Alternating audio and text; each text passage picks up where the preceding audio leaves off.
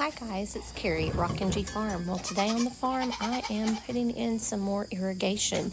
We have had temperatures with the heat index over 112 degrees. My plants, even though I watered them with a water hose, they are severely being affected. So we're going to go today and add some more irrigation to all the irrigation that is around the house on the porch. I hope that you enjoy this new type of video today because I just wanted to have you join me as I got some stuff done quickly before it heats up.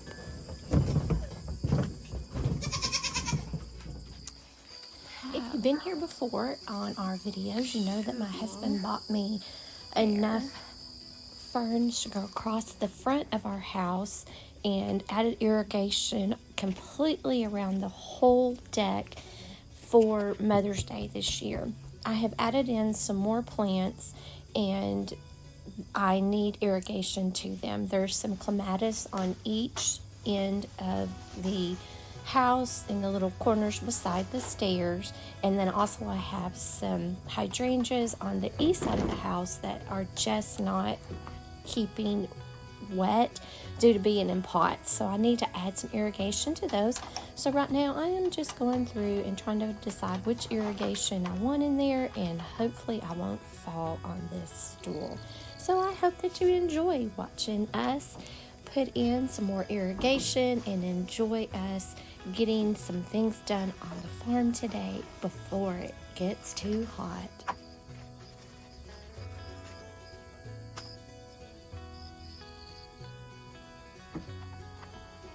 So now all I'm doing is actually just poking a hole where I want the irrigation to go in the new tubing. Super easy. I couldn't believe how simple this was because my husband did this all for me before, and now I'm just doing it now while he is not available, and I was really surprised how simple it was.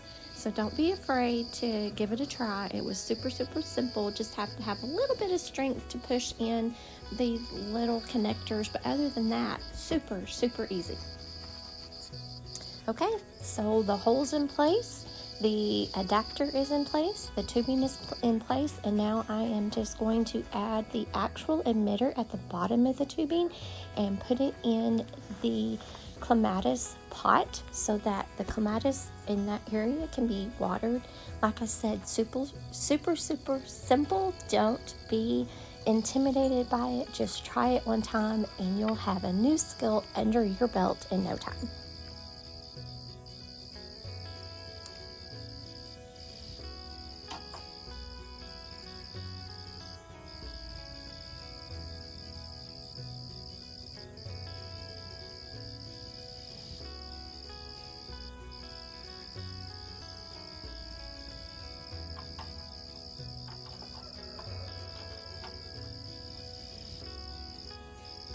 So how super simple was that? All I'm doing now is trying to hide the tubing so that you cannot see it, and also so that if the dogs are running on the porch, they don't accidentally get it hung and rip out all my irrigation. Super simple, adding it to the pot at the bottom, and we are set for the day. Okay guys, now I've got some more pots on either end of the east side of the house. I'm just adding irrigation to those pots and hiding the line so that the dogs won't get in it. And I'm just gonna let you follow me through the rest of the pots. Here's on the other side, I'm adding that irrigation to go to the clematis that is in this corner. So I am like almost done. I think this is the actual last irrigation part that I need to be put in, and I think it only took me like maybe 20 minutes to get this done. I couldn't believe how quickly it went, and I feel so satisfied of learning a new skill and getting something completed on the farm that needed to be done. I am so excited.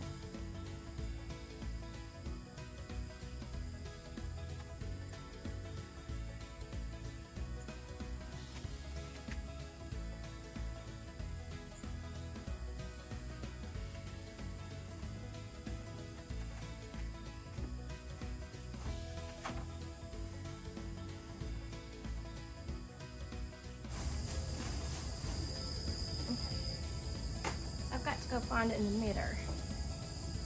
That's going to be a while. I need to look at all this stuff in the greenhouse. I was able to find one last emitter on the farm, and then I went over here and was putting it in, and I actually broke the tip off.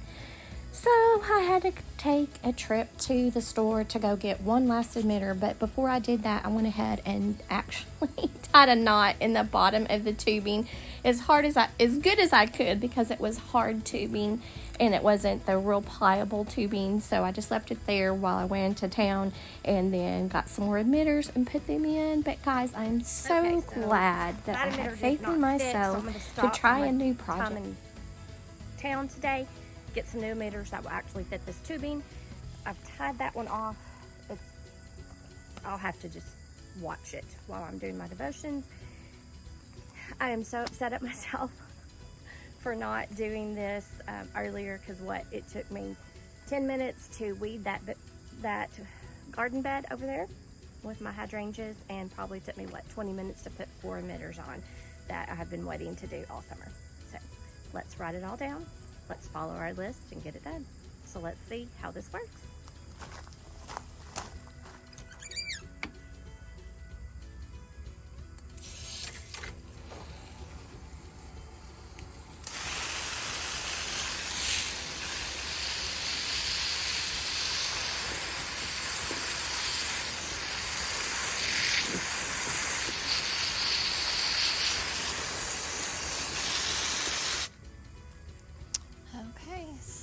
Let's go see. So as many of you know, if you follow our video, my husband for Mother's Day put irrigation all the way around the house so that all of my plants that are hanging around the porch can be watered all at one time.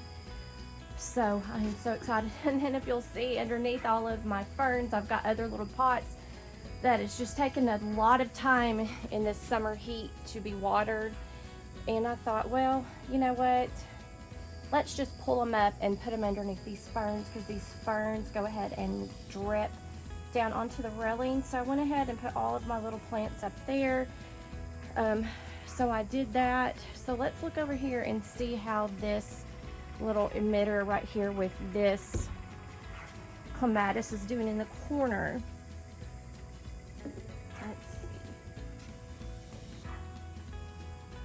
I don't see any water coming out of it. I wonder, let me make sure that I turned on my, this specific line of irrigation. Okay, yes, the irrigation here on the porch is on, so we should be able to hear it. With all these extra emitters on, it's probably gonna have to run longer and prime again. So let's just pull one out and see how it's dripping here. These are 1 gallon per minute, and yeah, they're dripping. And you do not reset them. You just put them in and it automatically does 1 gallon per minute. So that's awesome. So you don't have to worry about going back in and making sure that each one of them are dripping all the time, because they might have gotten bumped and screwed down to let less out, or accidentally bumped to screw up to let more out. So we have some water dripping from here, so I know that this one is going okay. That's okay. I'll go up there and kind of twist it a little bit, and maybe the water won't be dripping so much. So we'll do that. So we know we're getting some irrigation down here to these horrendous, pitiful looking hydrangeas. They are attacked with a fungus. I've got to get out here and get some medication on them. And look at that side. Y'all saw how nasty that was a while ago. Of course, this is right here is a weed. It is a some sort of tree weed. So once it gets this size, you cannot pull it out because the roots are so deep. So I'm gonna have to come in with pliers and kind of dig the root system out on that. But we've got this area cleaned up as far as it goes with all of the extra weeds. We've got our irrigation going. I will come and fertilize them today, do some research on what I need to do to help them grow back into get that fungus off of them. Now, believe it or not, they did look this way the end of last summer also, because the same thing happened. They died completely back, and then they bloomed, came back this summer, and just beautiful green growth. I did forego the blooms on them because of that, but I think I've got probably enough time left in this grow season that I can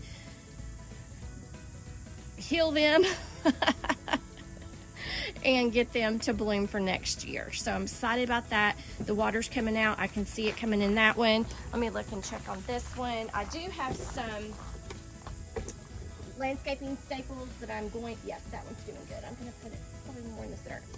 Okay, so I've got some landscaping staples that I'm going to go and get and put in here to hold the irrigation tubing in place.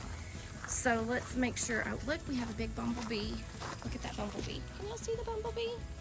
Where'd he go? Yeah, our bumblebees like our sweet potato vines. But let's see, because I really am wanting my clematis to go up each corner on the house and go up and over, and that's why I'm adding this irrigation. It was just so hard to make sure that those pots stayed fertilized and watered, because it's so hot here that they just dried out so fast. So, and also I'm weeds. This is yeah, it's just been too hot. It's already, I don't know, it's probably 80 degrees and 83% humidity here already, so I am dripping wet. So it's hard to farm.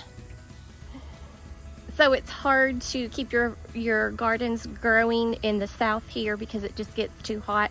When we come out and try to breathe, it's like breathing in hot sauna water into our lungs. Go sit in a sauna, and then when you have the rocks and you pour some more wonderful water on it to make the steam, breathe, sit over that and breathe. That's how it is to breathe in Arkansas in July, August, and September.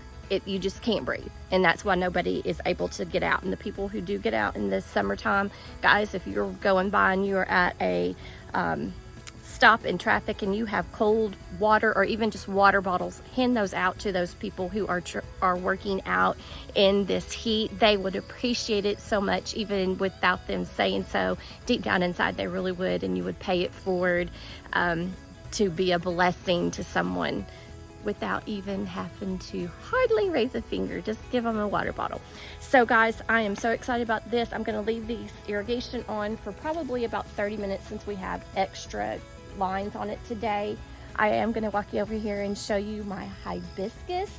I fertilized them, and I'm just going to let me show you the garden, because being in an old cow pasture, the weeds are here. It's just going to take forever. So I've decided that in the summertime, it's not going to be weeding time. The weeding time is going to be early spring and early fall, and then I'm just going to have to work like a horse to get it all done and figure out some way to conquer the weeds. But let me show you my wonderful flower bed with all the weeds. But I am so excited about my hibiscus. I watered them with Proven Winners. Let me let y'all down a little bit because you're a little tall for me. I watered them with the Proven Winners water soluble fertilizer.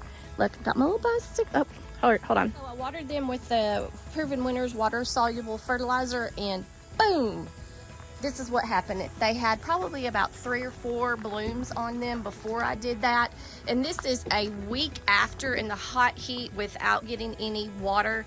So you definitely need to fertilize your flowers because you will get an amazing abundance. These are some sort of limelight hydrangeas. I'm really not a fan of the limelight hydrangeas. I don't like